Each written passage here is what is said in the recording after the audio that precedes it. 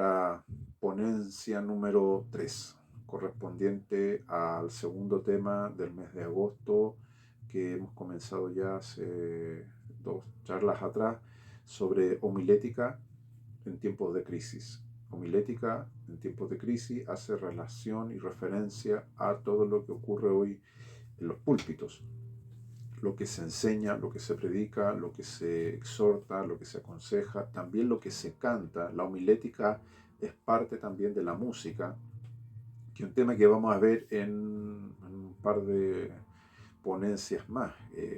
La influencia de la música cristiana bíblica y mucha música cristiana que hoy también hay que no tiene nada de bíblico. Son simplemente letras que exaltan, volvemos al tema del humanismo. No va en la melodía en verdad. En verdad, para ser justo y claro, las melodías, las armonías, los ritmos, todo va en concordancia con el aspecto cultural en el cual nosotros nos desenvolvamos. Lo que importa en el fondo es el tema de la letra, la lírica. Debe ser extraída de la palabra.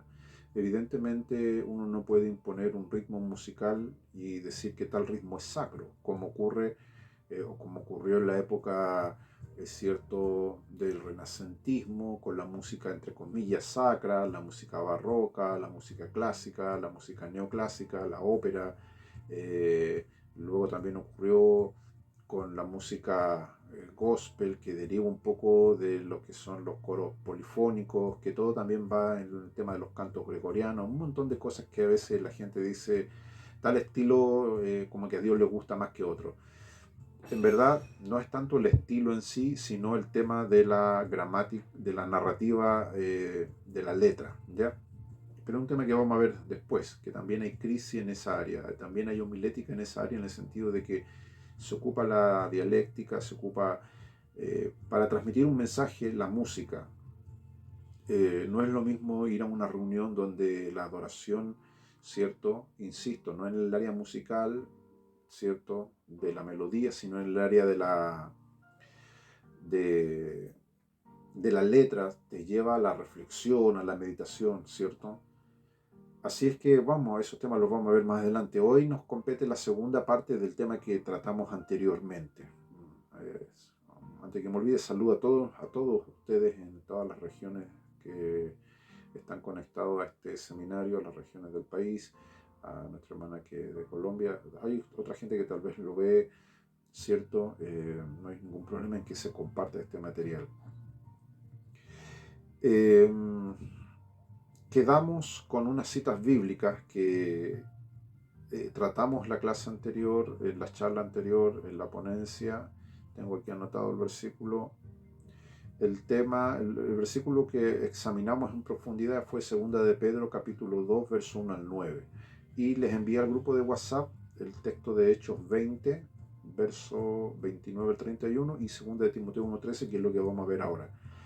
Las características, porque en eso estamos, las características de un falso pregonero, un falso atalaya, un falso vigía. Quedamos en el concepto de que si el predicador, el que lleva el mensaje, el portador del mensaje es errado, su mensaje, las probabilidades de que sea errado son enormes. Voy a mencionar un caso, uno de los más tristes, más lamentables, uno entre tantos, porque hay muchos en verdad, muchos casos.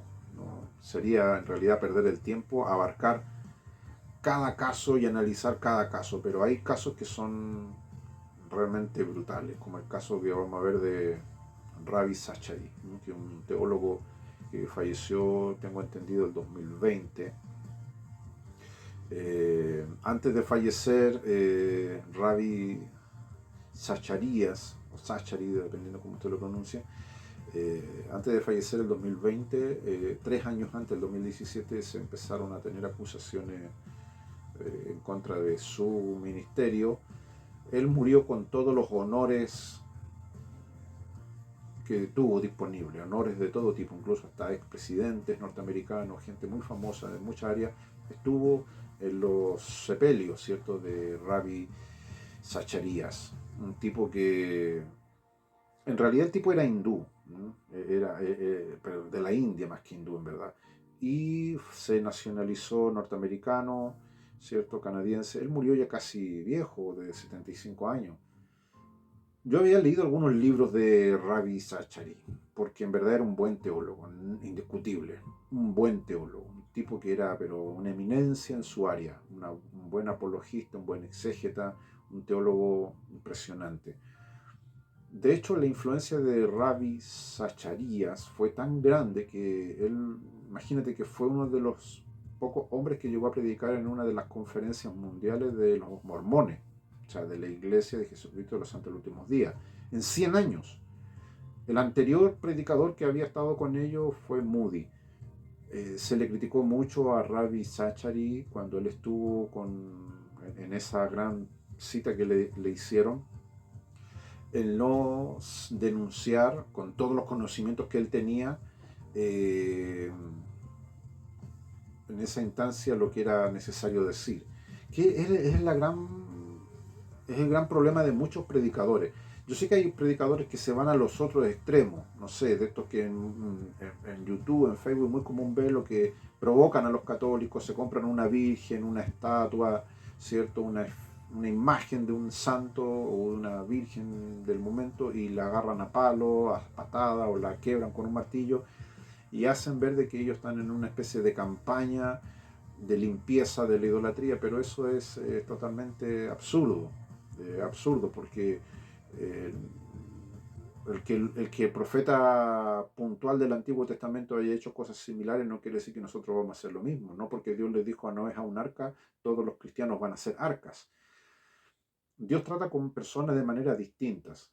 Entonces, hoy hay muchos predicadores que les gusta la polémica. Cuando hablo de predicadores, insisto, predicador, predicadoras, incluyo a mujeres también.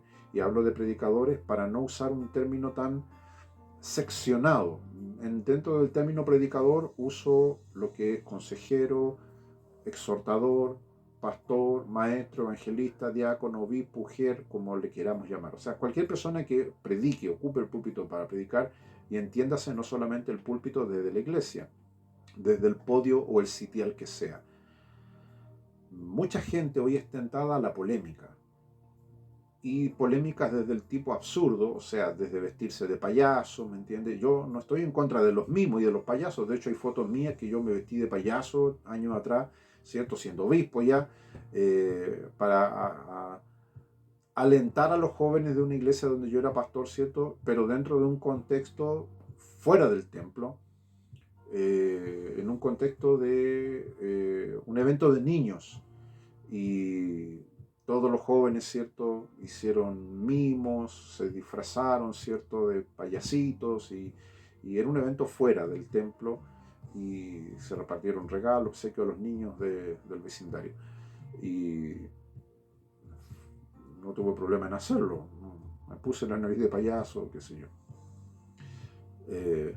Pero no prediqué vestido de payaso, entiéndase, a eso es lo que yo voy. O sea, fue parte de todo dentro de un contexto. Es muy distinto cuando un pastor o alguien, ¿cierto?, presenta el mensaje bíblico, como lo hemos visto, vestido de chapulín, vestido con guantes de box, vestido de un personaje, y está en el púlpito haciendo eso. Eso, más que profanar, porque en realidad no da para profanación, pero se rebaja el mensaje a algo chabacano, algo que no tiene seriedad. Una de las cosas que Pablo escribe en una de sus cartas con respecto a los pastores y a los líderes o a los que predican es que deben ser sobrios. Eso dice, sobrio. Eso no quiere decir que un pastor o alguien que predica no puede tener humor. Yo tengo mi humor, tengo mi humor y lo expreso de una manera, pero no al punto de ser grotesco, de quitarle seriedad a las escrituras. O sea, yo soy serio, soy severo, soy intransigente con las cosas que la Biblia me dice que sea intransigente, pero eso no quita de que uno tenga, ¿cierto?, su personalidad. El problema ocurre cuando el que predica, ¿cierto?, manosea tanto el concepto bíblico que se desvirtúa, que es el ataque que reciben justificadamente muchas personas que predican, de que han dejado el mensaje que originalmente se les entregó y ellos pasaron a ser los protagonistas. Bueno, el tema de Ravi Zachary, este hombre que ya es fallecido, el escándalo fue tan grande. Yo me recuerdo que seguí en ese año que falleció él. Él recibió todos los honores por todo lo que él hizo, todos los libros de teología. Él enseñó en la Universidad de Oxford, en la Universidad de Cambridge, las mejores universidades del mundo donde hay ramas de cristianismo, teología y un montón de cosas que tienen que ver con ese tipo. Sin duda fue un intelectual, fue un hombre, y estoy diciendo no para alabarlo, es lo que realmente era. Quiero que entiendan lo siguiente. Este hombre fue influyente por lo que escribió, por lo que pensó, por lo que dijo, por lo que hizo. El tema es que murió en el 2020. Antes de morir, 3 años antes, empezaron a haber denuncias con respecto a su conducta. No se dio curso a esa denuncia, murió con todos los honores y luego de su muerte se destapó aún más el escándalo al punto de que la misma organización en la cual él estaba derivó en una investigación de muchos meses, creo que fueron 4 meses, donde el informe fue lapidario. Él violó, abusó y montó una red en todo el mundo. A donde iba hacía su locura. No quiero ahondar mucho en eso, pero para que tengan una idea de qué es lo que hacía. Él iba a dar conferencias a diferentes lugares, obviamente de la palabra, a predicar, a hacer cosas en todo el mundo. Y a donde iba, decía que necesitaba, para estar relajado, una masajista. Entonces, donde él iba, le ponían una masajista. El tema es que con esa masajista, claro, él se dejaba acariciar, acariciaba, se sacaba fotos, ¿cierto? Como Adán, le sacaba fotos a las féminas. El tema es que durante 10 años hizo eso. Él era un hombre de casi 70 años, 65 años en ese tiempo, y todas las mujeres que tuvieron esos encuentros eran menores de 30. Hubo muchos desvíos de dineros de la institución donde él estaba para callar todo ese tipo de cosas. A lo que yo quiero llegar es lo siguiente, que mucha gente, cuando se enteró de esto, no podía creerlo. La pregunta era, ¿pero cómo? Si era un hombre que sabía tanto, un hombre que predicó la palabra. Ahora, esa misma pregunta nos hacemos todos nosotros, no solamente con este personaje que ya está fallecido, Ravi Zachary, sino con cualquiera que nosotros sepamos. Todos ustedes y yo conocemos cualquiera que nos venga a la mente que ha tenido ese tipo de conducta. Y nadie les dice nada. Ahí llego al punto de cual quiero tratar. Hemos tratado entonces una de las características, muchas características de los falsos predicadores y sus falsos mensajes, y otra de las características que hoy vemos en un falso predicador y su falso mensaje es precisamente este tema de la perversión, que es lo que vamos a ver ahora. Hay un texto que vamos a leer en el libro de los Hechos, que lo voy a citar ahora, que de hecho se lo envié al grupo de WhatsApp. Nosotros hoy en el día que estamos, es pertinente, estimados hermanos, hermanas, pastores, líderes que están en este seminario, ustedes también, esto tienen que tenerlo claro, ustedes enseñarlo a otras personas, de que la persona que predica tiene que cumplir ciertos estándares. O sea, usted y yo no podemos ser tan inocentes, tan crédulos, de creer que alguien porque venga y predique y diga cosas lindas, ya es de Dios. El predicador, la predicadora, tiene que cumplir estándares bíblicos y lo más alto. Si no cumple estándares bíblicos, ¿por qué entonces nosotros nos molestamos si vamos a la panadería y vemos que el panadero, ¿cierto?, tiene las manos todas inmundas, piñientas, mugrientas, las uñas negras? Usted no va a comprar pan ahí. Usted quiere que el panadero tenga estándares de higiene. Usted no va a comprar pan ahí. Entonces, uno en el mundo secular, en el mundo terrenal, tiene estándares, normas de conducta. Y la más alta. Son cosas que usted no va a transar en eso, en el tema de la higiene, por ejemplo, de lo que yo acabo de mencionar. Entonces, en las iglesias ocurre de que la gente pareciera no darle importancia. Muchas iglesias, muchos ministerios no tienen este control sobre los que predican. Y usted dirá, pastor, ¿usted está sujeto a ese control? Por supuesto que estoy sujeto a ese control. Estoy bajo un obispo. El obispo que está sobre mí tiene que observar mi conducta. Tiene que observar mi conducta. Si soy una persona intachable moralmente, y moralmente incluye todas las áreas de la vida moral de un ser humano, en el área, todas, para no desglosarlas, todas, en el área espiritual también. Eso a mí me hace competente para predicar. Ahora, yo sé que usted está pensando, ¿y cómo hay tanta gente que predica y tiene, como este hombre, Ravi Zachari, una doble vida? Eso es lo que hacía Ravi Zachari, de este teólogo, el cual hablé, falleció en 2020, 3 años antes fue comenzado a ser denunciado, no se dio curso a las denuncias, luego de fallecido, después de todos los honores que recibió, se explotó una bomba enorme en todo el mundo y la gente sacó las conclusiones que tenía que sacar con respecto a este asunto.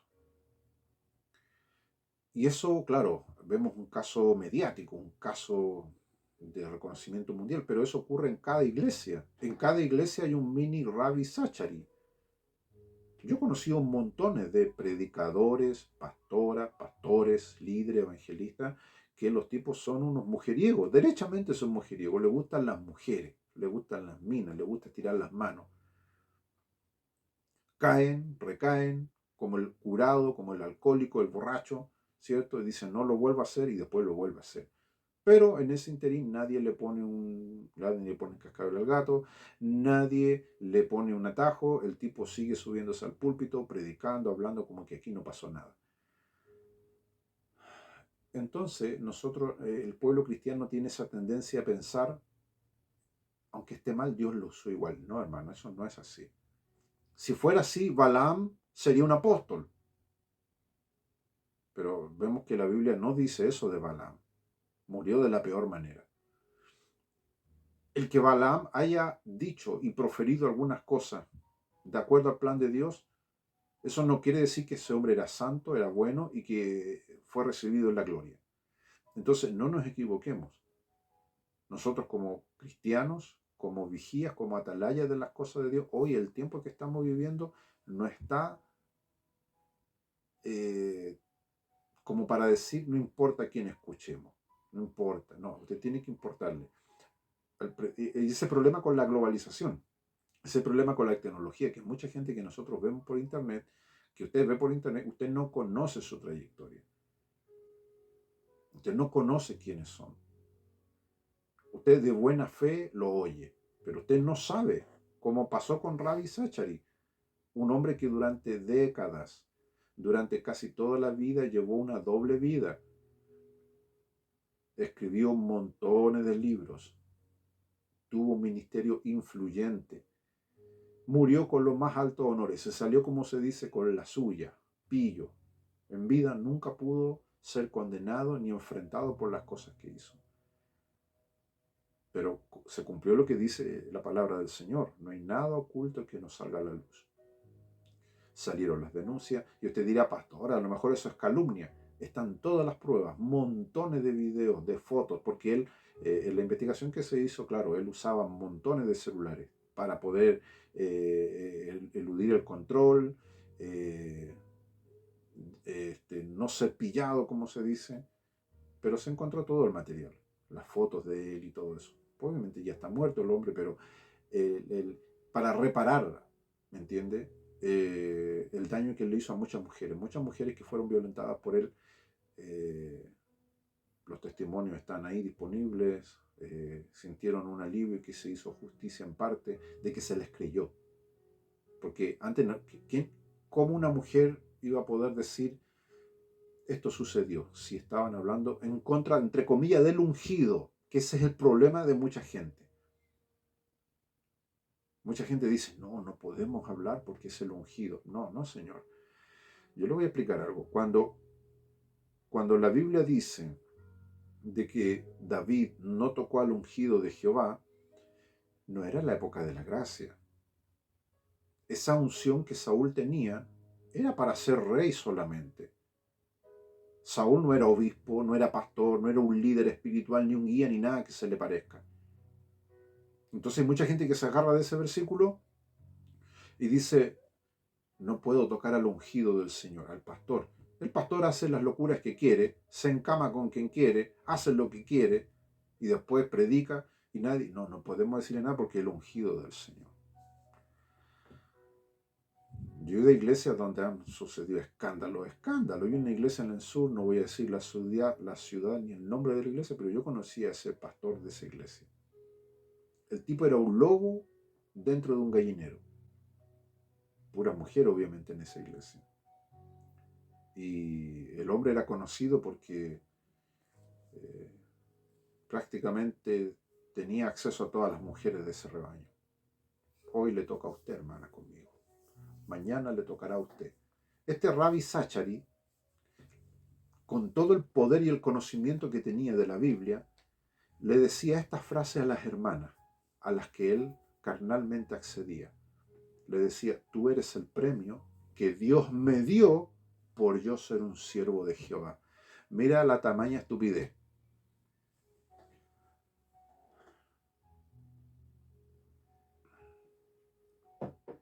Ahora, ¿qué tiene que ver todo esto? Porque esas son características de los falsos maestros.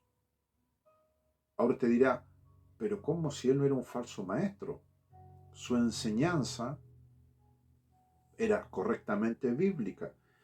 Hay un error ahí. Porque la persona puede decir cosas que son bíblicamente correctas, pero si la persona no las vive, eso queda invalidado. Porque si viene un endemoniado, viene un brujo, viene un espíritu de adivino y empieza a decir cosas que están en la Biblia, yo no voy a nombrar Dorquita a esa persona, ni líder. ¿Qué hizo Pablo cuando dice en el libro de los Hechos que fue a una ciudad y se aparece una mujer con espíritu de adivinación? Dice que esta mujer gritaba un día tras otro, estos son hombres de Dios que vienen y anuncian el Evangelio. ¿Decía alguna mentira esa mujer? No, decía verdad. El demonio que estaba dentro de ella y que le hacía decir esas cosas, no decía ninguna mentira. Decía que Pablo era Pablo, que su compañero era también ministro, que predicaban el Evangelio. No decía nada raro. Pero no vemos que Pablo dijo, mira, que hay un futuro líder, porque el tipo endemoniado está diciendo verdad. No, dice que Pablo reprende al demonio. Entonces, oye, hay mucha gente que dice, es que mi pastor igual Dios lo usa. Dios usa al hermano, a la hermana, que hoy día está de moda este asunto de las profetas, estas viejas locas, porque eso es lo que son. Está de moda eso. Y yo no estoy en contra de que Dios use a una mujer.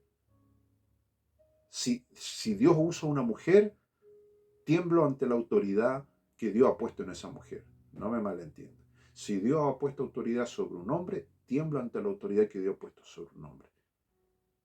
Pero cuando realmente un hombre y una mujer ha sido puesta por Dios, esa mujer y ese hombre respetan los principios de la palabra, los vive, no los falsea. El tipo no es un farsante, no es como Ravi Zachari, que se paseó por el mundo diciendo cosas que él no cumplía. De hecho, si tú ves un poco todo este personaje de Ravi Zachari, su ministerio giraba en torno a la decencia moral. O sea, él se iba por el mundo diciendo hay que ser íntegros, puros, ¿cierto? Y resulta que él no lo practicaba. ¿Qué es el problema del falso predicador? Y no solamente de él, de cuántos. A usted le viene a la mente un montón tal vez. Habría que comprarse un cuaderno y escribir los nombres y no van a faltar hojas. Yo veo por mí. Yo examino mi vida como prediqué hoy en la mañana en la iglesia. Examinaos si estás en la fe. Yo examino mi vida y digo, Señor, ayúdame.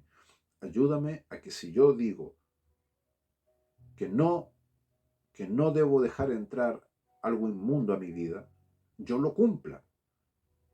Y que la gente vea en mí pureza, honestidad, transparencia. Vea en mí un cristiano genuino, no un tipo falso. Ahora, ¿por qué es importante la vida del predicador? Porque si el predicador no honra los principios que predica, todo lo que él predica se desvirtúa. Con Ravi Zachari pasó esto. Todos los libros fueron sacados de circulación. Hoy día usted no va a encontrar libros de él, en físico por lo menos. a tal punto que se sintieron deshonrados dentro de su propio ministerio que creo que cambiaron hasta de nombre. Pero esto es lo que les conversaba el otro día con tanta efusividad. Toda esa gente recibe, pero a raudales apoyo, siendo falsos pastores, falsos líderes, falsos pregoneros de enseñanzas erráticas.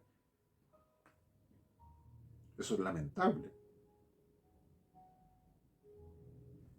Ahora, vamos a leer esta cita bíblica de Hechos 20.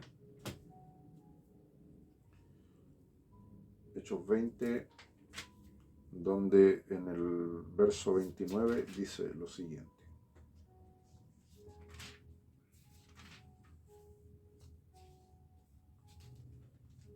Dice Hechos 20, verso 29. El apóstol Pablo está hablando de un suceso que iba a ocurrir después de que él falleciera. Dice Hechos 20, verso 29. Porque yo sé, está hablando Pablo, que después de mi partida, o sea, después de que yo me muera, deje esta tierra, deje el ministerio, dice, yo sé que después de mi partida entrarán en medio de vosotros, o sea, la iglesia, lobos rapaces. Esa palabra usa él, lobos rapaces. Dice que no perdonarán al rebaño. Eso dice, lobos rapaces. Pastor, me dirá usted, no me quedó claro. ¿Cómo es un lobo rapaz? ¿De dónde van a salir? El versículo 30 lo explica. De vosotros mismos se levantarán hombres, también incluye mujeres, que hablen cosas perversas para arrastrar tras sí a los discípulos. Claro como el agua. Cuando usted ve a un falso predicador, el tipo es perverso. Eso es lo que dice Pablo. Es perverso, torcido. Hay algo malo, oscuro, tenebroso, por muy lindo que hable. De hecho, uno de los distintivos de un gran de estos hombres es que son grandes oradores. Tienen buena oratoria, buena labia. La característica de ellos. Tienen un poder de desenvolvimiento y no es gracia, no es unción. Ellos hacen ver que fuera así. La gente ignorante, la gente inculta en los principios bíblicos, la gente inconstante dice, qué unción que tiene el fulano. No es unción, no es gracia de Dios ni nada. Es este poder que hace que arrastren gente. Eso dice el apóstol. De vosotros mismos se levantarán hombres, mujeres que hablen cosas perversas. En el fondo eso es lo que ellos hablan, cosas perversas. Aunque las adornen con citas bíblicas, aunque las adornen con un mensaje bíblico, con un aleluya, con un gloria a Dios, con un el Señor está aquí, no, eso es adorno. ¿Qué dice? Antes de seguir, me viene a la mente el peligro de este veneno. Hace poco vi un caso de una niña pequeña, no sé, unos 7 años, 8 años. Llegó a la iglesia y la niña tosía permanentemente. Una tos, pero terrible, una tos seca, tirándose como a ahogarse o a asfixiarse. No era época de invierno todavía, entonces me llamó la atención la condición de la niña. Hablé con su padre que estaba ahí presente y me dijo, no, no está resfriada la niña. ¿Qué le sucedió? Me dijo, y no quería decir, estaba avergonzada. Y me dijo, es que tuvo un accidente. En la casa, la niña jugando, tomó una botella y no sabía que era diluyente. Y lo tomó, bebió un poco. Eso en su pequeño cuerpo le quemó el tubo del esófago, le provocó quemaduras en sus vías respiratorias.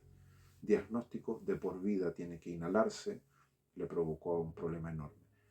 La pregunta que yo le hice al papá, pero ¿cómo ustedes dejan una botella de diluyente disponible ahí? Es que ahí viene el tema, el recipiente lo pusieron en un envase que no era el original. Creo que era un envase rosado, un color llamativo que a la niña le llamó la atención. Y pasó esta desgracia. Eso es lo que hace el diablo con estos falsos predicadores. El diablo él tiene el veneno, las cosas perversas, y usa a estos personajes, ¿cierto? Que por fuera usted no ve que están llenos de veneno, usted los ve como un envase que usted dice, tengo sed, voy a tomar un poco de esta agua. Y el tipo es una cloaca, pero usted no se da cuenta, usted se viene a dar cuenta cuando empieza con los retorcijones de panza, empieza a tener problemas en su salud. Entonces, este caso que te cuento es real, lo vi hace unos pocos meses en la iglesia. Y la niña, ¿cuál es el diagnóstico? Va a vivir inhalándose, va a vivir dependiendo de medicamentos producto de la negligencia de los padres. Hay mucha gente que está enferma espiritualmente, porque los que están en autoridad han sido negligentes, sabiendo que estas personas no deben tener espacio en nosotros. Hay que sacarlos, eliminarlos. Y yo sé que esto no es un tema que sea del agrado escucharlo, pero es una palabra de advertencia para todos nosotros. Ahora usted me dirá, pastor, pero es que yo escucho predicadores en YouTube, me gusta escuchar de todo. Ore antes, dígale, Señor, muéstrame, revele, ilumíname, tíreme un salvavidas, muéstrame si este loco que estoy escuchando realmente es de los trigos limpios. Porque puede hablar, como te digo, muy lindo, pero como Ravi Zachary, que después de muerto salió a la luz toda la podredumbre que tenía. Yo a la gente le digo, yo soy una persona pública, un predicador es una persona pública. Tienen que su testimonio y su trayectoria, su hoja de vida ser pública. Tiene que haber alguien, en este caso un obispo, alguien que esté detrás y diga, sí, realmente este hombre es un hombre de Dios. O sea, lo que él dice ser es realmente. Aquí no hablamos de que el hombre que predica o la mujer que predica no va a estar expuesto a la difamación. Vamos a ser difamados, vamos a ser denostados, vamos a ser humillados, sí. Pero una cosa es ser difamado, ser calumniado, ¿cierto? A que realmente la persona tenga una conducta reprochable. Entonces, si seguimos leyendo el verso 29, lo volvemos a releer, el verso 30, de vosotros mismos se levantarán hombres que hablen cosas perversas. El motivo por el cual estos hombres, estas mujeres hablan cosas perversas, aunque usted le escucha, no parecen perversas. Yo he escuchado de estos predicadores o hermanos o hermanitas que dicen Dios me habló. Pareciera que no es nada perverso, porque te ponen el veneno en un envase tan llamativo. Dios me dijo, Dios me habló, Dios me reveló, Dios me mostró.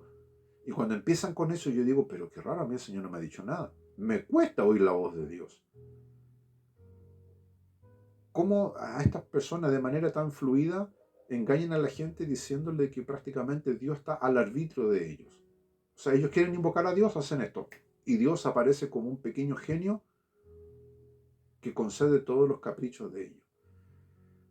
Tengamos cuidado porque todo eso que ellos dicen no tiene base escritural. Dios no está al arbitrio de nadie. De nadie. Entonces, Pablo dice, se levantarán hombres que hablen cosas perversas. Y usted tiene que tener claro eso de que si usted escucha a uno de estos hombres o mujeres, no importa si en un púlpito, si en un YouTube, si en un Facebook, si usted de manera presencial, usted tiene que tener la autoridad de decirle tú eres un perverso, tú estás distorsionando las escrituras. Es como cuando Pedro se encuentra con uno de estos hombres que quería darle dinero para que él tuviese, según él, autoridad y que la gente recibiese el don del Espíritu Santo. ¿Qué le dice Pedro? Estás atado por Satanás, le dice, en hiel de amargura. Arrepiéntete si es que Dios te concede el perdón, le dice. Entonces, Pedro tenía las cosas claras. Muchos pastores y líderes hoy no tienen las cosas claras. Esto no es porque alguien quiera ir y predicar. Jesús dijo sí, ir y predicar, pero hay mucha gente que se agarra de eso y piensa que cualquiera puede ir y predicar. Entonces, hoy día nos estamos encontrando con, insisto en esto, nos estamos encontrando con una marea de personas que son personas que no tienen el llamado para predicar. Yo soy predicador, llevo toda mi vida predicando porque tengo el llamado para predicar. Y lo digo desde esta vereda, del llamado. Sé lo que es el llamado. Sé lo duro, lo difícil que es mantenerse en el llamado.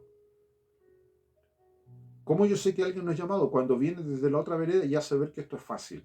Hace ver que esto es algo que, que no tiene ninguna gravedad. No es solemne. Estas personas que hablan cosas perversas, el objetivo dice, hablan cosas perversas para arrastrar tras sí discípulos. O sea, ellos quieren hacer discípulos para ellos, no para el reino. Eso es lo principal. Yo como pastor, yo como predicador no tengo por qué estar eh, haciendo discípulos para mí. Pero esta gente lo hace. Como no tienen gente, no tienen personas, andan desesperados buscando apoyo. Yo lo he dicho públicamente en la iglesia donde yo me congrego con el obispo Hernán. Nosotros no necesitamos el apoyo de nadie. Y tú dirás, qué arrogante, qué soberbia, qué altanería. No, no se trata de eso. Se trata de que usted no me llamó.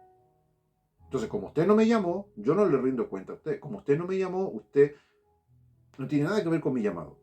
Dios me sustentará, Dios me corregirá, Dios me inspirará y le debo lealtad a Él. Llueve, truene, esté enfermo, esté sano, esté rico, esté pobre. Ese es el llamado. Cuando una persona no tiene llamado a predicar, depende de las personas, emocionalmente y espiritualmente. Y hace discípulos para sí, eso dice el apóstol, hablarán cosas perversas para arrastrar tras sí a los discípulos. La palabra arrastrar ya te denota algo. Hay una diferencia entre el discipulado bíblico sano y este tipo de discipulado donde arrastran a las personas. Las personas no van voluntariamente, los arrastran, los hostigan, los denostan. ¿Qué dice? Por lo tanto, velad acordándonos o acordaos de que por 3 años, de noche y día, no he cesado de amonestar con lágrimas a cada uno. Es el verso 31. 3 años, Pablo le dice, le saca en cara. 3 años, hermanos, he estado orando por ustedes. 3 años he orado por ustedes día y noche y no he cesado de amonestarlos con lágrimas a cada uno. Pablo era un hombre que sufría cuando amonestaba a alguien. Amonestaba con lágrimas. Pero esas lágrimas eran íntimas. No es que Pablo andaba llorando por la esquina. Pablo sufría cuando él tomaba problemas de la iglesia, después él estaba solo con Dios y se quebrantaba. ¿Qué es lo que hacen los pastores? Eso es lo que hago yo. Yo no voy a andar llorando por la esquina. Mire cómo anda el pastor Abacú sufriendo por la oveja. Usted no me va a ver sufrir por usted, ni me va a ver llorando. A los pastores siempre les digo, el pastor tiene que ser como Rambo, ese tipo que con un cuchillo es capaz de enfrentar a un ejército. Pero cuando la película Rambo me gusta, siempre hablo de esta saga. Rambo llora. Aquellos que nunca han visto la película piensan que Rambo nunca lloró. Llora. Llora cuando se encuentra con el que lo entrenó. Lo va a buscar, su general. Y el general, un tipo alto, imponente, con todas sus medallas. Y Rambo abre su corazón y llora con el general. Le dice, soy el único que queda de una élite de soldados que han muerto.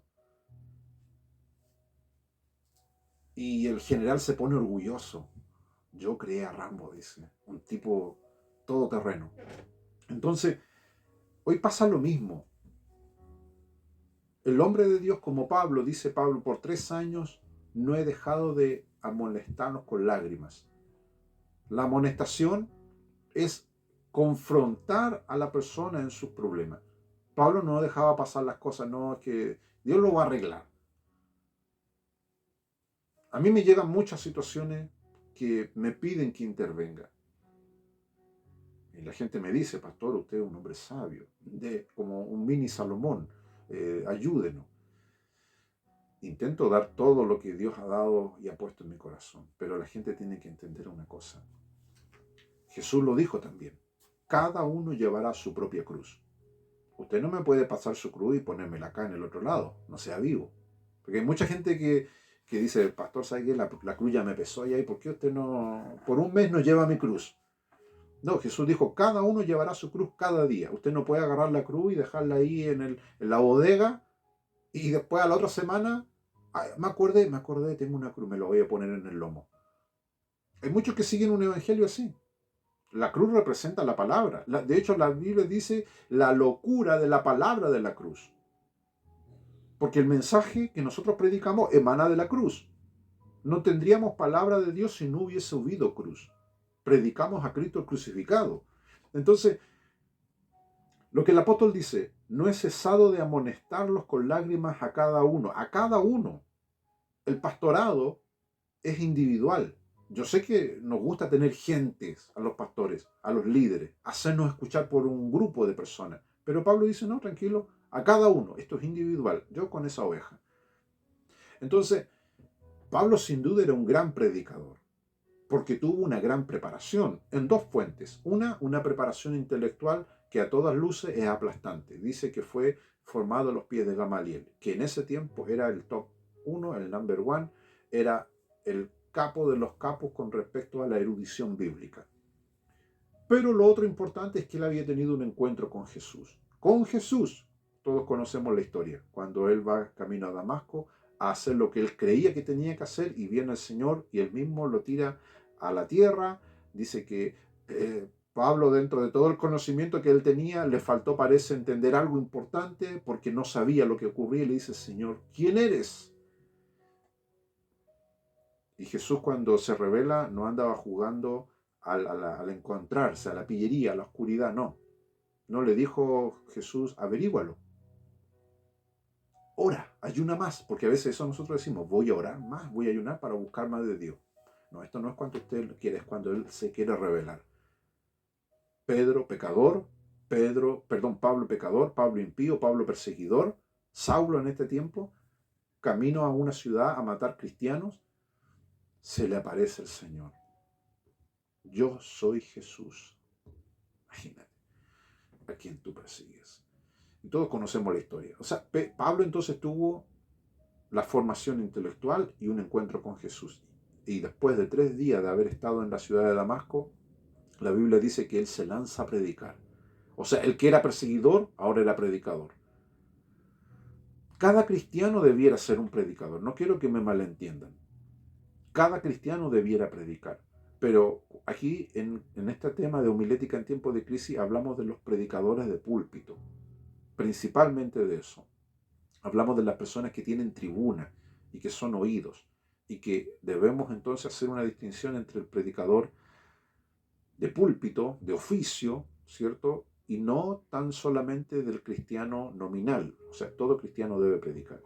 La otra cita bíblica que les había enviado al grupo es 2 de Timoteo 1:13.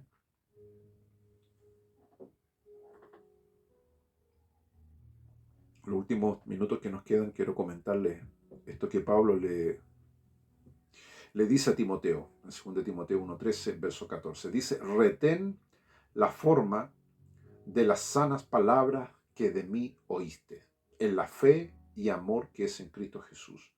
Guarda el buen depósito por el Espíritu Santo que mora en nosotros. La primera línea del verso 13 dice, retén la forma de las sanas palabras que de mí oíste.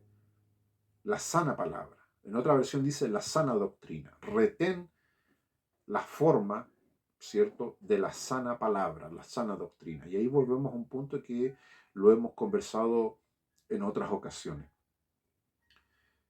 Nosotros debemos enseñar a las personas, usted debe saberlo, para enseñarle también a otros cristianos a discernir de la sana doctrina, la sana palabra, ¿cierto?, como dice aquí, de las que no lo son.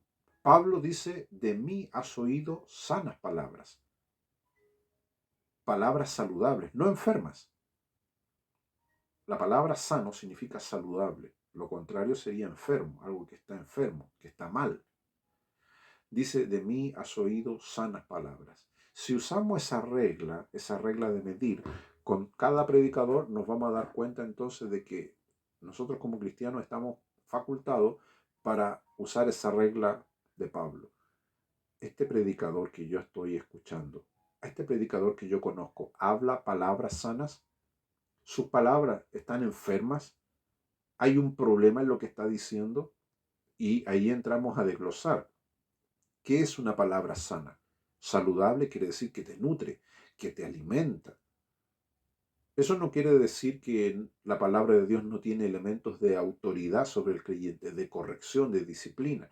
Aquí hablamos de la palabra sana y de la palabra enferma. La palabra enferma es lo que Pedro en otra carta hablaba, que lo hemos citado ya, de la palabra adulterada. O sea, cuando el predicador, que es errático y es errado, porque él es así, adultera la palabra. La palabra no está adulterada. La adultera, ¿cierto? La corrompe el predicador que ya está corrompido.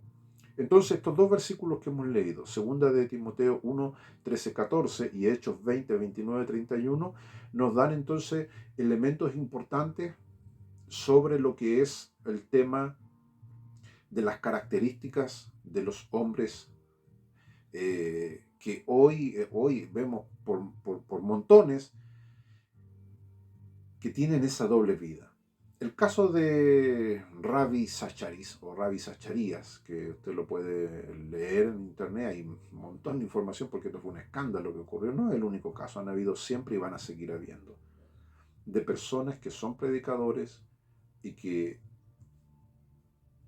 todo lo que han dicho no lo han podido practicar, por lo menos en lo que son las cosas esenciales.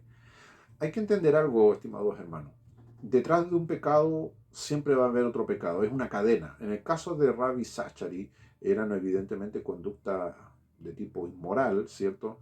Que tenían que ver con abuso, deshonesto con mujeres, fotografía, todo ese tipo de conducta. Pero él, para tapar eso, ocupaba dinero de la misma iglesia. Entonces aquí viene el punto. Un pecado siempre va a engendrar otro pecado. Pero todo era cubierto, entiendo lo que estoy intentando explicar, todo eso era tapado, era cubierto con aparentemente un buen mensaje, con una buena predicación, con una buena enseñanza. Entonces aquí no se trata de que si el pastor o el líder o el fulano predica bien o no. El problema es cuando la gente no se pone a pensar, ¿esta persona vive lo que predica? Eso es lo que usted tiene que ver. Eso yo espero que las personas vean en mí. Este hombre a quien yo conozco, a los que me conocen, es una persona que vive lo que predica. Y no hay que tener problema en decirlo. Si el hombre de Dios vive lo que predica, trae honra al Evangelio. En el caso de Pablo, lo dice en 2 de Timoteo 1:13. De mí has oído palabras sanas. Y como has oído palabras sanas, reténlas. O sea, no las tomes a la ligera. Yo soy un ejemplo para ti. De hecho, Pablo lo dice en otras palabras, en otras cartas. ¿Qué dice? Sean imitadores de mí como yo de Cristo. Entonces, es como yo le enseño a mis hijos. Si tú no me ves a mí hacer algo malo, tú no tienes por qué hacerlo. Yo soy el ejemplo. Entonces eso se llama tener integridad, no moral, porque la moral se usa para el mundo. En el mundo se usa ese concepto de la moral. Aquí el cristiano no está llamado a ser moralmente intachable, sino ser íntegro, que es totalmente distinto. La integridad. La palabra integridad va muy de la mano con la santidad. En un texto de la Biblia dice, la santidad conviene a tu casa, oh Señor. Todos esos términos son relacionados unos con otros, la santidad y la integridad. No puede haber integridad si no hay santidad, y no puede haber santidad e integridad si está este problema de que yo no cumplo, ¿cierto? O no estoy en la capacidad, sea porque ya soy un pecador confeso, de no querer cumplir con lo que la palabra del Señor me dice. Los últimos minutos los voy a dedicar a la introducción del próximo tema. Como les mencionaba, el próximo tema vamos a ver cómo la homilética en tiempos de crisis ha influenciado en la música cristiana, para bien y para mal. Eh, Evidentemente la música cristiana tiene dentro de lo que es la música cristiana la industria de la música cristiana, que no es lo mismo que la música cristiana, son dos cosas totalmente distintas. Mucha gente confunde las cosas a veces. Por ejemplo, hace poco hubo un concierto aquí en el Movistar Arena donde vinieron cantantes cristianas, porque su profesión es esa, son cantantes, y hubo una cara chilena, Y mucha gente se ofende, dice, no, pero esto es del mundo y las luces y por qué cobran, porque es su trabajo, es parte de la industria musical cristiana. La gente confunde eso con lo que es la música cristiana en sí, que también es un término evidentemente antojadizo, porque expliqué en delante de que el tema musical con el tema lírico van por caminos paralelos, pero se juntan en algunos puntos. Nosotros vivimos en zonas donde cada uno tiene cuestiones que moldean nuestra vida por temas culturales. Por ejemplo, aquí en Sudamérica no se usa el ritmo musical del country, por ejemplo. En Norteamérica se usa mucho el country o country, como le queramos llamar. No lo cantamos acá. En Estados Unidos es muy popular ese estilo musical. Cantantes seculares como Dolly Parton, muy conocida de ese estilo, incluso ha cantado canciones cristianas en ese estilo. Cantantes cristianos de ese estilo hay montones, pero acá en Chile no se usa, en Sudamérica no se usa ese estilo. En el norte de Chile y en los países andinos se usa la música andina, con las zampoñas, las quenas, ¿cierto? Todo ese en otras partes del mundo no se usa la música andina. Música cristiana andina hay muchas, grupos antiguos, yo conozco montones, que después voy a entrar en detalle en ese tipo de cosas. Pero a lo que yo quiero llegar es, una cosa es la parte musical, ¿cierto? Y otra cosa es la lírica, lo que se escribe. Y ahí lo que vamos a hablar en la próxima clase, en la próxima ponencia, es cómo la homilética en tiempos de crisis nos ayuda un poco a ver si realmente lo que hoy día está produciendo dentro del mundo cristiano, si toda esa música realmente es cristocéntrica, si es bíblica. Hay música que derechamente no lo es. Han habido casos, así como ocurre con Ravi Zachary, dentro del mundo teológico, dentro del mundo de la prédica, dentro del mundo musical cristiano han habido casos tan escandalosos como el de Ravi Zachary. Aquí cerca tenemos el caso de Brasil de Jota, un cantante era un niño que comenzó cantando en los programas de música, el niño cantaba pero en un rango vocal fascinante, toda la gente cantaba excelente, la gente a veces se va por ese lado, y claro, la lírica cristiana, te quiero Señor, I love you, te amo y te adoro y te bendigo, excelente. Pero el niño, que ahora ya no es niño, es joven adulto, todavía no llega a la adultez, tengo entendido, pero cuento corto, hoy día es mujer. No es mujer. Se operó los genitales, se puso seno, silicona, y tú lo ves, es una Barbie. Y canta en una iglesia, y canta canciones cristianas, y nadie le puede decir nada porque dice que es un hijo de Dios. Entonces, a eso es lo que yo quiero llegar. Y ese uno de tantos casos, eso siempre ha existido. La única diferencia está que hoy con estos medios de comunicación la información es masiva, pero siempre ha existido. Siempre ha existido lo que el apóstol Pablo dice en el libro de los Hechos, hablarán cosas perversas. Usted es pastor, pero están cantando.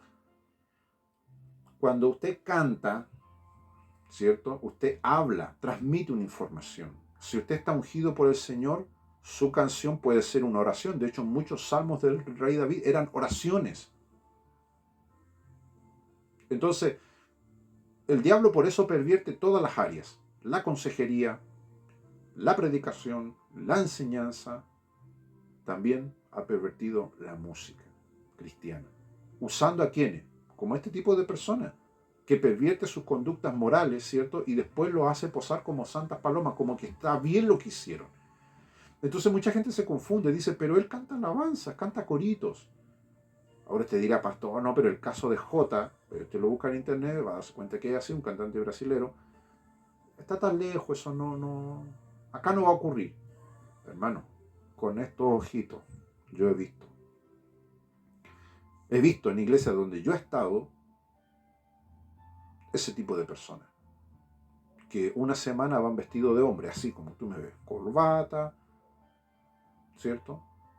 Pecho en pelo, y después a la otra semana, yo me recuerdo el caso, no voy a decir en dónde, pero lo vi. Un tipo que era, y adulto, no te hablo que era un tipo joven, que uno podía decir, oh, un tipo lleno de hormonas para llamar la atención. No, es un tipo adulto, yo creo fácil unos 60 años. Fuimos a esa iglesia con mi padre, el obispo, y saludamos a todos los presentes, y ahí estaba este hermano, que nunca lo habíamos visto por lo demás. Pero ahí estaba, lo invitaron a tocar la guitarra. Tocó junto con un grupo de hermanos, pasó adelante, y de repente iba a todos los eventos. Pero de repente un día llegó vestido de Dorquita. El mismo tipo llegó, no sé cómo se puso seno, si eran, no sé, calcetines, no sé qué se habrá puesto, pero llegó con un busto, labios pintados, pelo, se habrá puesto extensiones, no sé, y era una verdadera señora. Y era él. No, no, después se supo que era él, obviamente. Y se subió a cantar el infeliz. Evidentemente nunca más volvió después del enfrentamiento que tuvo con el obispo. Pero sí hay gente y mucha en las iglesias que llevan doble vida. Para terminar, porque se me viene otro caso a la mente, porque estoy dando la introducción del tema que vamos a tocar en la otra clase. Hace unos tiempos atrás me recuerdo con mi esposa fuimos a una iglesia, no voy a decir a dónde, y el pastor tenía, según él, una postura muy rígida, muy severo, muy santo según él. Pero resulta que cuando vamos llegando a la iglesia tenía un personaje arriba en el coro cantando afeminado.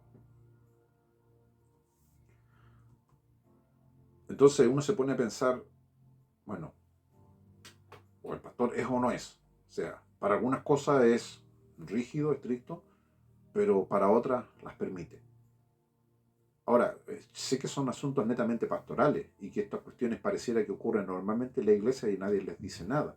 Yo quiero llegar al otro punto. El tema de homilética en tiempos de crisis es eso.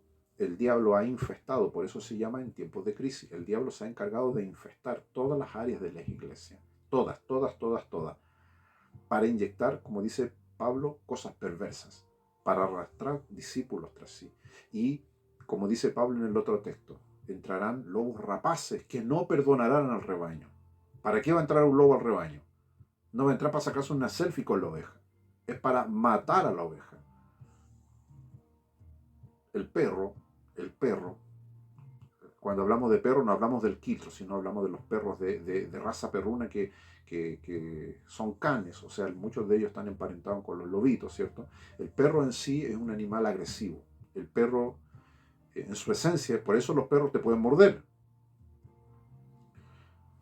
Ayer hablábamos con Leandro, ¿cierto?